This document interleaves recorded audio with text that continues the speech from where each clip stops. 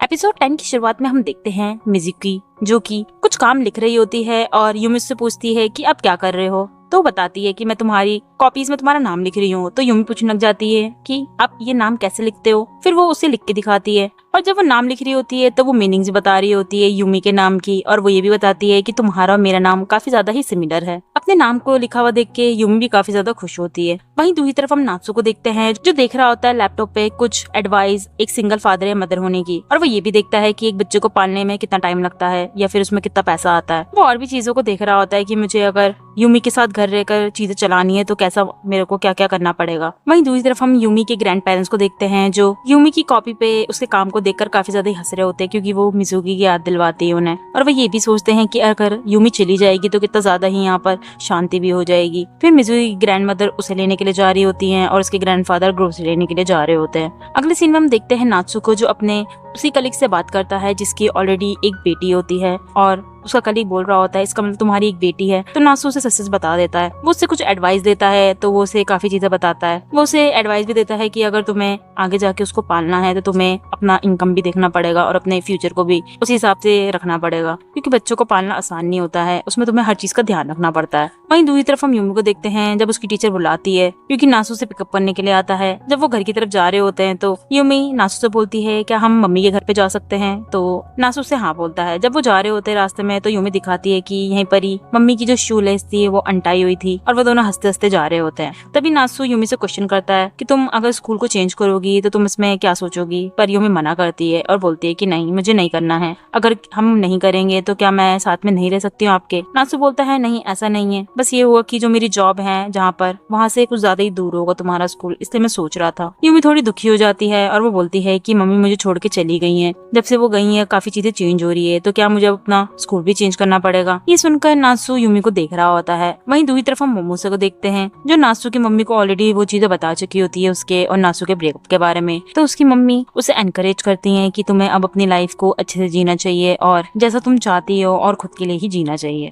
वहीं दूसरी तरफ हम यूमी को देखते हैं जो अपनी मम्मी को गुड नाइट करती है तो उसकी दादी आ जाती है और यूमी पूछती है अपनी दादी से कि मुझे नात्सु के साथ रहना है। तो उसकी दादी बताती है कि हाँ बेटा, वो उसी चीज के लिए तैयारी कर रहा है। तो यूमी बोलती है पर मुझे यहाँ पर भी रहना है क्योंकि मम्मी आती तो मुझे यहीं रहना है, मुझे अपने स्कूल में भी जाना है क्योंकि वहाँ मेरे साथ मम्मी गई थी। तो उसकी दादी बोलती है कि तुम्हें ये चीजें नात्सु को बतानी चाहिए, ठीक है, उन्हें ये सारी चीजें बताना। दूसरी तरफ हम नात्सु को देखते हैं जो अपनी मम्मी को यही चीज बताने आता है कि मोमो से उसका ब्रेकअप हो चुका है। तो उसकी मम्मी जेली निकालती है फिर से और बताती है कि मोमो से इसे लाई थी, मतलब उन्हें पता चल चुका है उनके बारे में। तो नात्सु बताता है कि मैंने सोच लिया है कि मैं यूमी को अकेले ही पालूंगा। पर इसकी मम्मी बोलती है तुम अकेले कैसे करोगे, तुम्हें हमारा साथ भी रहना चाहिए। पर नात्सु बोलता है कि नहीं, मैं अकेले ही उसे हैंडल करना चाहता हूँ, पर अगर मुझे कोई दिक्कत होगी तो मैं जरूर आपकी हेल्प लूंगा। तो उसकी मम्मी ये भी बोलती है कि तुम्हें अब उसका लास्ट नेम भी चेंज करना चाहिए। तो नात्सु को लगता है कि वो चीज फोर्स होगी, तो वो मना करता है और बोलता है कि मैं पहले उससे पूछना चाहूंगा। पर उसकी मम्मी बोलती है कि हाँ तुम्हें पूछना चाहिए, पर ये ना हो कि बाद में तुम्हें दिक्कत हो जाए। तो नात्सु बोलता है मुझे इन चीजों के बारे में अच्छे से पता है क्योंकि मैं भी इन चीजों से झेल चुका हूँ। तो उसकी मम्मी बोलती है कि हाँ तुम्हें पता है तो तुम्हें देखना चाहिए अच्छे से। फिर वो अपने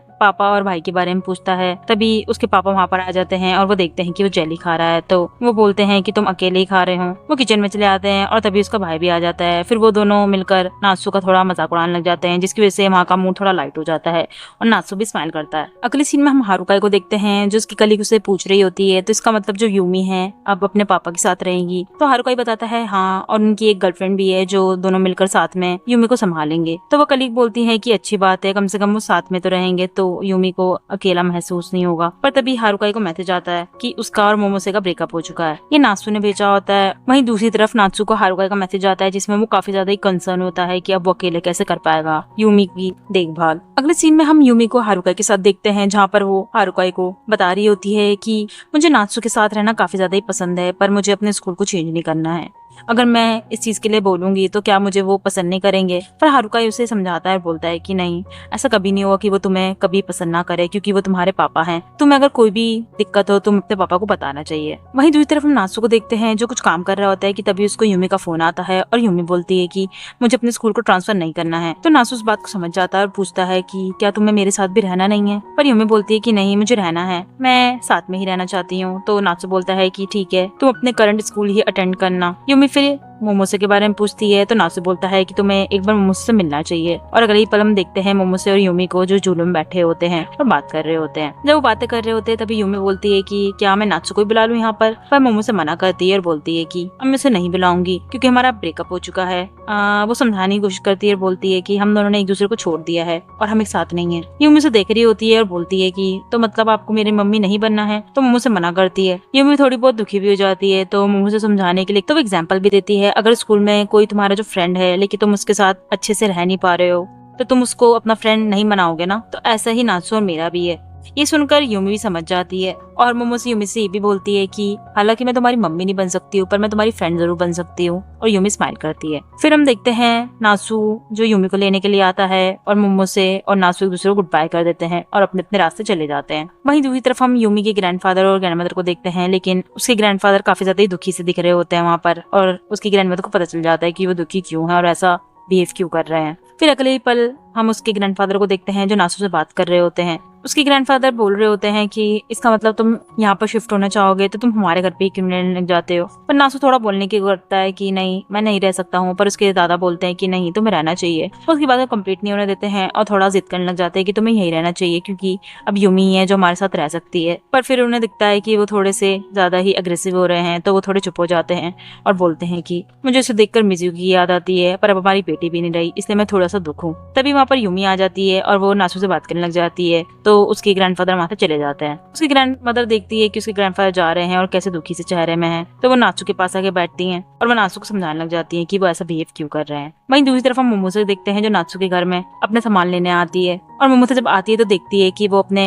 जॉब चेंज का वहाँ पर कुछ देख रहा है। तो मोमो से बोलती है तुम अपना जॉब क्यों चेंज कर रहे हो। तो नासु बोलता है क्योंकि यूमी अपना स्कूल चेंज नहीं करना चाहती है। फिर मोमो से बोलती है कि तुम्हें अपना जॉब ऐसे चेंज नहीं करना चाहिए क्योंकि तुम्हें फिर स्टेबल नहीं रह पाओगे फाइनेंशियली और ये तुम्हारा जॉब काफी ज्यादा ही तुमने काफी शिद्दत से लिया था। मोमो से को लगता है वो काफी सी चीजें बोल रही है तो वहाँ से जाने लग जाती है। और वो नासु से बोलती है कि तुम्हें जो भी करना है वो खुद के लिए करना चाहिए और ये चीज मिजुकी ने मुझसे बोली थी तभी मैंने तुम्हें छोड़ दिया क्योंकि मैं अपने आप को सैक्रिफाइस नहीं करना चाहती थी। नासु इस चीज को सुनकर बोलता है कि अच्छा तुम्हें ये मिजुकी ने बोली थी। तो वो मुझसे बोलती है हाँ उसके लेटर में यही चीज लिखी थी तभी मैं अपना डिसीजन बना पाई थी तो तुम्हें भी अपना बना लेना चाहिए। अगले सीन में हम नासु को देखते हैं जो यूमी के ग्रैंडफादर और मदर से बात कर चुका होता है और उसके ग्रैंडफादर और मदर बोलते हैं कि ठीक है हम तुम्हारे चॉइस को मानते हैं, बस तुम्हें अब यूमी से बात कर लेनी चाहिए। तो नासु बोलता है हाँ मैं जरूर कर लेता हूँ और वो दोनों नासु को रिस्पेक्ट दिखा रहे होते हैं और नासु भी। फिर नासु यूमी के कमरे में जाता है और वहाँ पर वो यूमी से बोलता है कि मुझे बात करनी है और वो दोनों बात करने लग जाते हैं। नासु से बोलता है कि मैं चाहता हूँ कि तुम अपना स्कूल को चेंज करो। यूमी थोड़ी दुखी हो जाती है और बोलती है कि नहीं मुझे अपना स्कूल चेंज नहीं करना है, मैंने कितनी बार कहा है। पर नासु बोलता है कि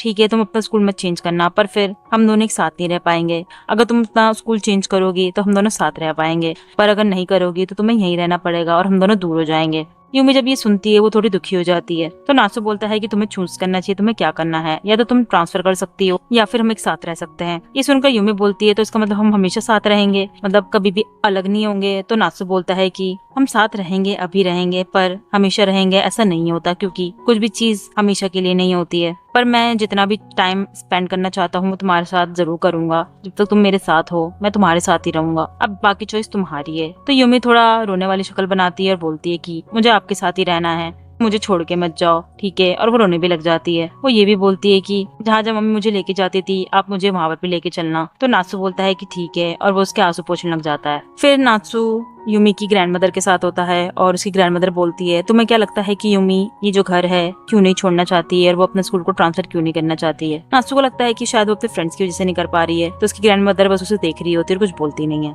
अगले सीन में हम नासु को देखते हैं जो उसकी टीचर को बता चुका होता है कि वो ट्रांसफर करेगी स्कूल को। और जब वो जा रहे होते हैं तो नासु बोलता है कि आपको क्यों लगता है कि यूमी यहाँ से ट्रांसफर क्यों नहीं होना चाहती है। उसकी टीचर भी पहले यही रीजन देती है कि शायद उसकी फ्रेंड्स की वजह से, पर फिर वो याद करती है कि हाँ उसकी मम्मी यहाँ पर आया करती थी तो छोड़ने के लिए और यहाँ पर उसकी मेमोरीज होंगी इसलिए वो ऐसा बोल रही होगी। नासु ये चीज को देख रहा होता है। वहीं दूसरी तरफ हम यूमी और मोमोसो देखते हैं जो बात कर रहे होते हैं और यूमी बता रही होती है कि वो अपना स्कूल ट्रांसफर करेगी और नासु के साथ हमेशा के लिए रहेगी। तो मोमोसो उसकी बात को समझ जाती है और वो दोनों एक दूसरे को बात करने के बाद काफी ज्यादा खुश होते हैं।